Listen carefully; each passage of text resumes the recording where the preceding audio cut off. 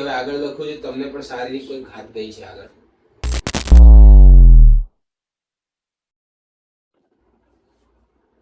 જય અંબે, જય દાદા. શ્રી વીર અંબિકા ધામ અમારા અનુભવની વાતથી આપ લોકો પરિચિત છો જ.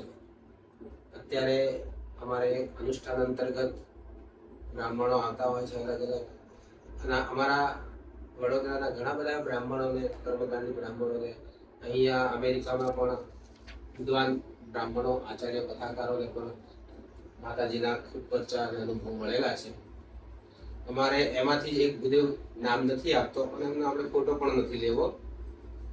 તો એ આવેલા હતા, વડોદરાના જ છે. લગભગ 2-3 કામથી પરિચયમાં છીએ. કામમાં એમનો કોઈ પરિચય નહોતો, વાયા એમના નંબરથી અમે એમને કામમાં બોલાવતા થયા. અને અહીંયા અનુષ્ઠાન અંતર્ગત આજે બીજો દિવસ છે. આ અનુષ્ઠાનમાં માતાજીએ આજે મને પ્રેરણા કરી કે ગઈકાલે આ ભાઈએ માતાજીને એક અરજી મૂકી અને એમના મનમાં કોઈ પ્રશ્નો હતા કે ગુરુજી આવી રીતનું બધાનું જોવે છે. તો આજે સવારથી આવ્યા ત્યારથી એમના મનમાં આ જ વસ્તુ ઉદ્ભવતી હતી નાભીમાંથી કે આજે પૂછું કે આવું મને પ્રેરણા માતાજીએ બતાવ્યું.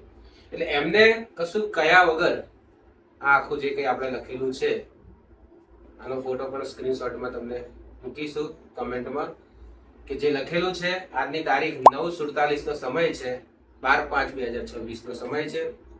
હવે હું ગુરુદેવ આપને નામ વગર જ આપણે ચર્ચા કરીએ. આ જે કંઈ છે માતાજીની અખંડ જ્યોતની સાક્ષી, માતાજીની ધામના દેવોની સાક્ષી. આમાં કઈ આપણે છલ કપટ નથી. આ બ્રાહ્મણો પર અમારા સાક્ષી છે. તમે એ બ્રાહ્મણોને લઈ શકો છો, વાંધો નથી. બાકી કોઈ વસ્તુમાં તમને કશું પૂછવામાં આવ્યું હતું? નથી પૂછ્યું ને? મને અંદરથી જે પ્રેરણા થઈ તમારા માટે, આ જે લખેલું છે આમાંથી હું તમને પ્રશ્ન પૂછીશ. તમારા નામ વગર આપણે આ ચર્ચા કરીએ છીએ. અને તમે જે માતાજીને અરજ મૂકીને તમે વ્યથિત છો, કંઈક મનમાં ઘણા બધા પ્રશ્નો ચાલે છે. તો માતાજીની શુભ પ્રેરણા મુજબ તમારા પરિવારમાં વર્તમાન સમય ખૂબ જ તકલીફવાળો જોવા મળે છે. તમે ઘણા નાની મોટી તકલીફોમાંથી પસાર થઈ ગયા છો, અને આજકાલના નહીં, ઘણા સમયથી, જેમાં વિશેષમાં જોતા તમારા 2 થી 3 પેઢીથી નાની મોટી આમ તો તકલીફો થઈ છે. સાચી વાત છે? સાચી વાત. તમારા પપ્પાને કેટલા ભાઈ હતા? હું 3 કહું છું. આમ 3 ભાઈ બીજા હતા, એમાંથી એક ભાઈ એક્સપાયર થઈ ગયેલા નાની ઉંમરે, અને 2 ભાઈ હતા. ટોટલ 3 ભાઈ? ટોટલ 4 ભાઈ હતા. નાનપણમાં એક મરી ગયા એની વાત નહીં. હા, ટોટલ બાળ આમ મૃત્યુમાં તો છે. પછી 3 ભાઈ. બરાબર. હા. તો કદાચ 3 ભાઈ અહીંયા મારું લખેલું છે. તમારું જ નામ હું જાણું છું, તમારા પપ્પાનું નામ મને ખબર છે. ના. કદાચ તમને એવું લાગે કદાચ કોઈ પપ્પાનું નામ કઈ હોય બ્રાહ્મણોમાં. આ બ્રાહ્મણો તમારાથી અપરિચિત છે બધા, એમને ખબર તો નથી ને? તમે લોકો એમને ઓળખો છો? નથી ઓળખતા એકબીજાથી. કોઈએ મને કહ્યું એવો પ્રશ્ન નથી. અને આપણે સાવલીની વાસ્તુથી સંપર્કમાં આવ્યા. 3જી-4થી વખત આજે તમે અહીં ભેગા થયા છો. ઘરે આ ધામમાં પહેલી વખત આવ્યા છો. તો માતાજીની શુભ પ્રેરણા મુજબ તમારા પિતાજીને એક કુલ 3 ભાઈઓ જોવા મળે છે. ખાલી ભાઈઓ નહીં સાહેબ, જો આ વીરદાદાની તાકાત હોય, જગદંબાની શક્તિ હોય, દુનિયાની દેવીઓ એક બાજુ જતી હોય, તંત્ર મંત્ર વગર, ધૂણ્યા વગર દુનિયામાં ઘણા બધા ધામ ચાલતા હશે, પણ આપણે ગુજરાત વડોદરાની અંદર કદાચ આની કૃપાથી નામના થઈ હોય, મારી કંઈક ડંકા વાગતા હોય દુનિયામાં, તો એની કૃપાથી વાગે, મારી કોઈ તાકાત નથી. તો આ વીરદાદા મને દેખાડતા હોય કે જયેન્દ્રભાઈ, જયેશભાઈ ને જયંતિભાઈ નામ છે. જયેન્દ્રભાઈ, જયંતિભાઈ અને દીપકભાઈ. હા, ઉર્ફે બીજું કોઈ નામ છે? મને 3 જ ઉપર દેખાયા છે. 2 નામ આચાર. 2 નામ સાચા. જયેન્દ્રભાઈ ને જયંતિભાઈ. જયેશભાઈ કોઈ નથી. જયેશભાઈ. બરાબર. પાકું કોઈ કુટુંબમાં કાકા બાપા કોઈ આગળ હતા? યાદ છે? તમારા ધ્યાનમાં છે એવી વાત? વડીલો હાજર છે? કાકા દીપકભાઈ જે કહું છું એ હયાત છે. એ છે. બીજા મોટા પપ્પા હતા જયંતિલાલ, એ એક્સપાયર થઈ ગયા. 3 નામમાં 2 નામ કમ્પ્લીટ આવ્યા. તમે જોઈ શકો છો બીજા બ્રાહ્મણ આપણે જયેન્દ્રભાઈ, જયેશભાઈ ને જયંતિભાઈ, એક જ રાશિના એક જેવા નામ, જ અને જ ઉપરથી કદાચ 2 નામ તો સાચા છે. ત્રીજું આ નીકળશે જયેશભાઈ, હજુ કોઈક નીકળશે, તપાસ કરજો યોગ્ય. ભાઈઓમાં એટલે કુટુંબીઓમાં કંઈ આવતું હોય તો. તમારા પપ્પાને તો 3 ભાઈ, આમ એના સિવાય એમના કાકા બાપામાં આગળ કંઈ પછી તપાસનો વિષય થાય. તમે કેટલા ભાઈ છે મને ખબર છે કે ના. આ લાઈન અહીંયા પૂરી થઈ ગઈ. બીજી લાઈન, ત્રીજી લાઈનમાં એવું કહું છું તમે 2 ભાઈઓ છો. બરાબર. બહેનો કેટલી એમાં નહીં જોયું છે કે નહીં? હવે પૂછું કદાચ છે બહેનો? ના. તો એમાં મેં નહીં લખ્યું.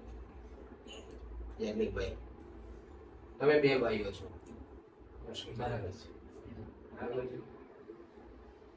તમારા લગ્નને કેટલા વર્ષ થયા? 14-15 વર્ષ. 80 ની આજુબાજુ જન્મ ખરો તમારો? 83. 80 ની આજુબાજુ. મને તમારી ઉંમરે ખબર નથી. તો બીજા ભાઈના કેમ લગ્ન નહીં થયા? આવું કહું છું. સાચું? સાચું. એક ભાઈ કુંવારા છે. તમે વાંચી શકો. આંગળી છે ત્યાં. તમને કેટલા સાલમાં લગ્ન થયા? 2011. 11 માં. આજ કેટલા વર્ષ થયા? 14 આજુબાજુ થયા.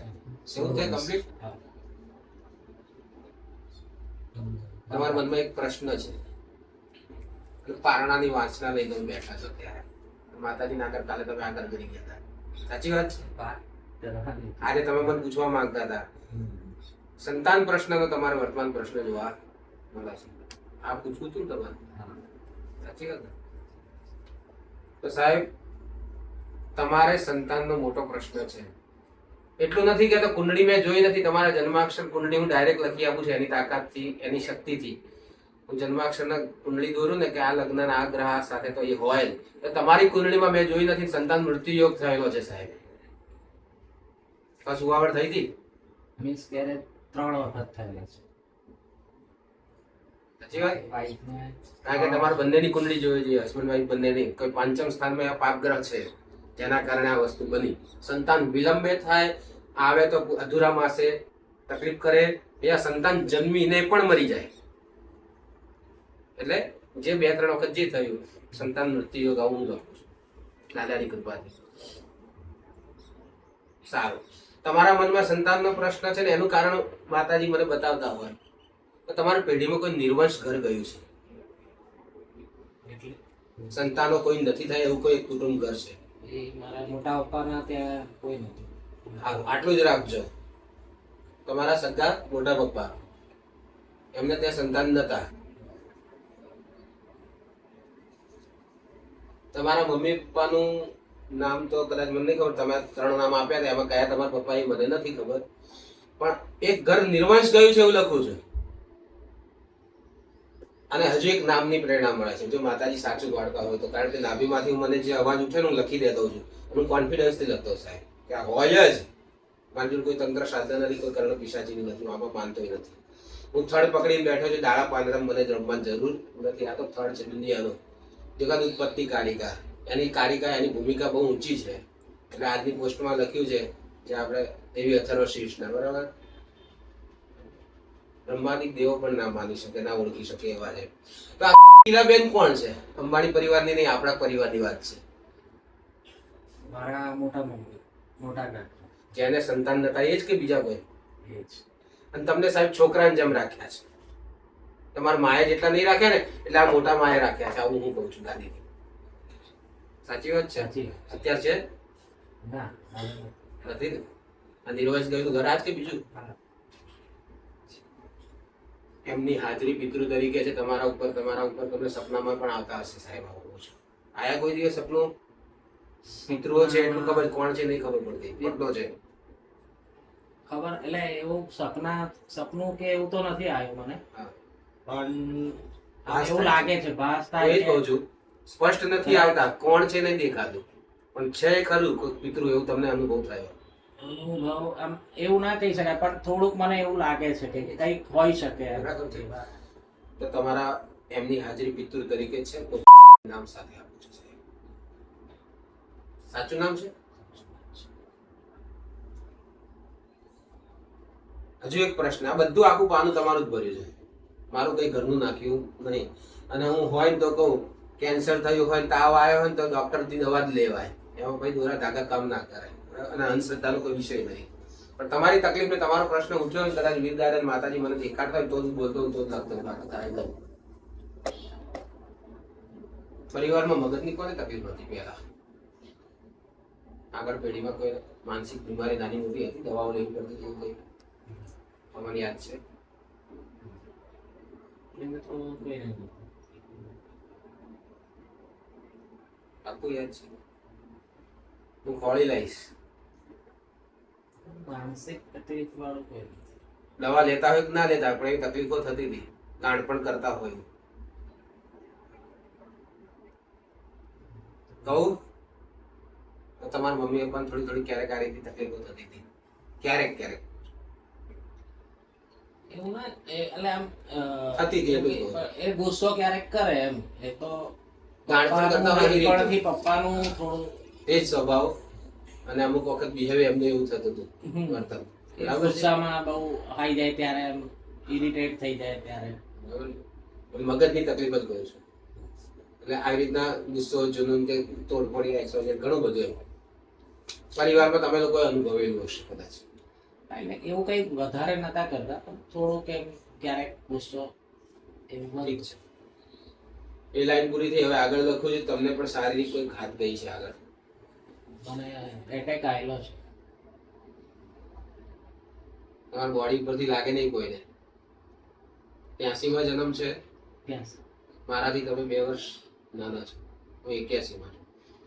બાકી આ શરીર 43 આજુબાજુનું તમારી ઉંમર થઈ અત્યારે, 42-43, બરાબર છે? તો આ શરીર જોઈને કોઈ લાગે બહારથી કે શું થયું હોય? કમ્પ્લીટ હાથે પગેથી લઈને હારા છે ને? હું એવું કદી ઘાટ ગઈ છે મોટી? બાયપાસ કરાવી? એન્જિયોપ્લાસ્ટી. થયું? સર્જરી થઈ? Heart related? કુટુંબમાં ભગવાન મહાદેવજીના ઘણા બધા નામ છે. એમના કોઈ નામ ઉપરથી કોઈનું નામ આવે છે?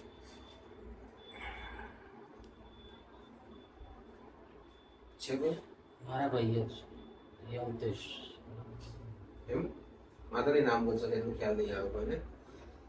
તમારા મહાદેવજીના નામ ઉપરથી ટૂંકા નામ છે? હા કે નામ? બરાબર છે. રાઈટ. અને 100% હશે, તપાસ કરી ફરી મળું આટલું નામ હશે જ મહાદેવના નામ. કારણ કે આવા મહાદેવજીનું નામ બહુ ઓછા જોવા મળતા. હજી એમના ભાઈનું નામ એ બોલ્યા, આપણે રિપીટ નથી કરતા. બાકી ભોળાનાથ મહાદેવ કે નીલકંઠ કે આવું બધું હોય, પણ આ કંઈક અલગ નામ છે અને આવું કોઈ નામ વ્યક્તિ ઘરમાં છે. બરાબર? નીચે સ્ટાર કરીને છેલ્લે લખ્યું છે સાહેબ કે તમે પ્રથમ વખત આ ધામમાં પાઠ માટે આવ્યા છો અનુષ્ઠાનમાં. પહેલી જ વાર ને? ગઈકાલે ને આજે બીજો દિવસ, એટલે કર્મ પહેલું જ છે તમારું અહીંયા બેસીને. બીજો દિવસ ભલે રહ્યો.